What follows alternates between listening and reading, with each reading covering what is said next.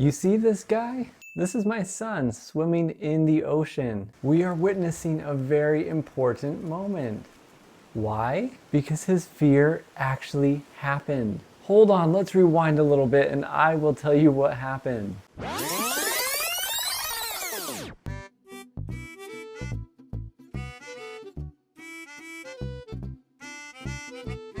Throughout our entire life, we will have negative moments. We will have moments where our fears actually happen, where the what if happens.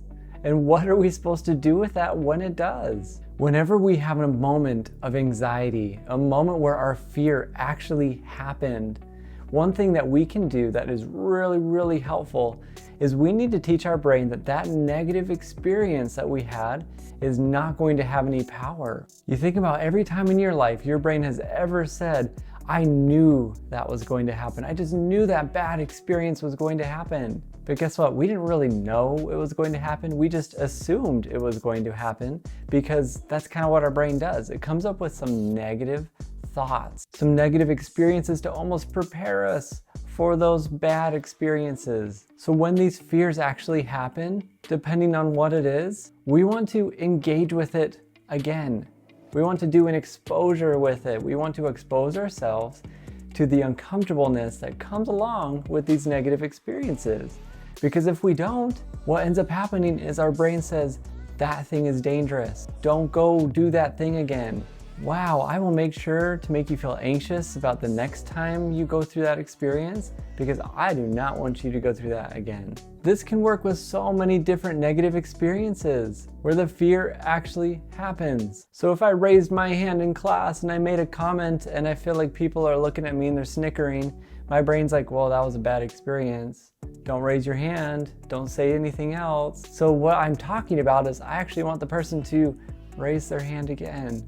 Say something else. Teach your brain that this maybe isn't as scary as you think. When it comes to our experience, we went to the beach this past weekend, and guess what happened? Right before we got into the water, my kid said, I sure hope we don't get stung by jellyfish while we're out here. Probably about 45 minutes in, I look over and my spouse is walking into shore. She's holding her leg. She got stung by a jellyfish. We're like, okay. Well, what are the odds? We just talked about not getting stung by a jellyfish and then it happened. But we stayed out anyway. My wife went in, we stayed out because we gotta kind of risk some of these things. So we're swimming, no big deal. All of a sudden my son's like, my leg hurts. I don't know what to do with it. Why does it hurt so bad? And I looked at it. He got stung by a jellyfish. So you think about a moment like that, those negative experiences, those negative moments that come to our life that say, hey, your brain just learned you go out to the ocean, you're gonna get stung by a jellyfish. That is all my son's brain knows right now. So what we need to do is retrain his brain to say, you know what? There are risks out in the ocean, but one negative experience doesn't mean that's going to happen every time. But the only way to do that is to not use logic and not talk about like, this is how many jellyfish are in the ocean and don't worry about it. It's okay if they sting you. They usually don't come that close to shore. We don't have to use that reassurance and logic because it typically just doesn't work. Instead, we need to experience again. And how we experience is go back into the ocean. And I know it's super easy to say, but what we do is we say phrases like, maybe, maybe not. We may or may not get stung by a jellyfish again. Easy for me to say I didn't get stung by a jellyfish, but for my son, this is gonna be very difficult. But what ended up happening is we went to shore, there's a problem to fix, so we fixed it. It wasn't a perceived threat. We actually found some pickles that we could put on there because apparently vinegar helps. And my son said, I wanna go back. I wanna go back home, which is totally understandable. So in those moments, we can encourage, we can say, hey, let's maybe just stay here just a little bit longer before we go, even if it's for 3 minutes. So we stayed a few minutes and then we left. But that was the first day we were there. We're gonna be there 2 more days. So what we did is we prepared. We didn't do reassurance. We didn't talk about all the jellyfish and how they're not really gonna be there tomorrow. We essentially did an exposure. All right, we're at the beach and we're gonna do an exposure. or my son, went out to the ocean yesterday and got stung by a jellyfish on his knee. And how did it feel? Terrible. Terrible? I don't like it. Yeah? Do you want to go back in the water? Yeah. But did you want to go back in the water yesterday? No. No. So what things did we do to help you get used to it? Did we watch any videos? Yeah. About jellyfish? Yep. Watch some videos about jellyfish. How's the bite, or how's the sting doing? Let's look at it. Is it right there? It's a little bit better. Yeah. And so, you ready to go back in the ocean? Yeah. Are you scared at all? No. No? But yesterday you were, right? Really scared. I didn't want to go in the ocean again. You were yesterday? I was scared yesterday. Yeah. Well, should we go? Yeah. Okay. Let's go.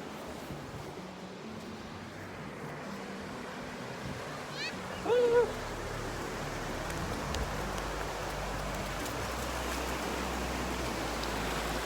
Ultimately, what is super important is that we need to continually train our brain that there is real risk and there is perceived risk. But when the real risk actually happens, we have to weigh how important it is. For instance, if I just got a bear attack, I'm not gonna go say, well, you know what?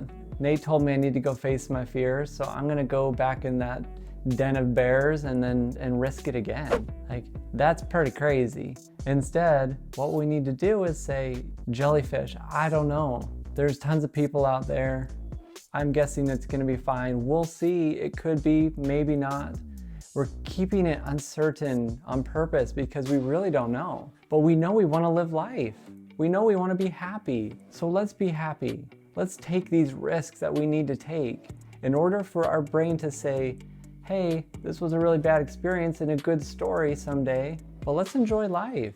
Let's feel some joy. Let's risk it again. Because the experience that you're having today doesn't mean you're gonna have that experience the next time you go to the beach. It could be, but we don't know. So when your fears actually happen, embrace it. That's life. We can't control everything. And oftentimes, we can go back and experience that thing again. You're out in the ocean? What? What do you feel right now? Kinda having fun. Kinda having fun? A lot having fun. Did your mom get stung by a jellyfish? Yeah. And me. Yeah, both of you. Same day.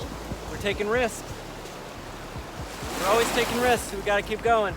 Good job. How's it going? Good. This is Pinky. We're at the Pinky? beach. Yeah. Are you nervous? Whoa! Are you nervous of jellyfish? Yeah. You are? Yeah. But are you still in the water? Yeah. Good. We're gonna still be in the water, huh? Yeah. Well, we have to watch out for jellyfish. Okay. If I had a bad experience this time, does that mean I'm gonna have it the next time? Possibly, maybe not. And again, it all comes down to the level of risk. You're gonna know 100% that walking into a den of bears is like, you're not gonna do that. But these experiences are important. We have these negative anxiety experiences all the time, and we need to go back and face these fears. Because remember, when it comes to your anxiety, it is your job to face the unknown. Did you get an ouchie too? Yeah. Yeah, I doubt it. Oh, she's putting a pickle on. That's what they did. You did not get an ouchie. Ouchie. I don't think so.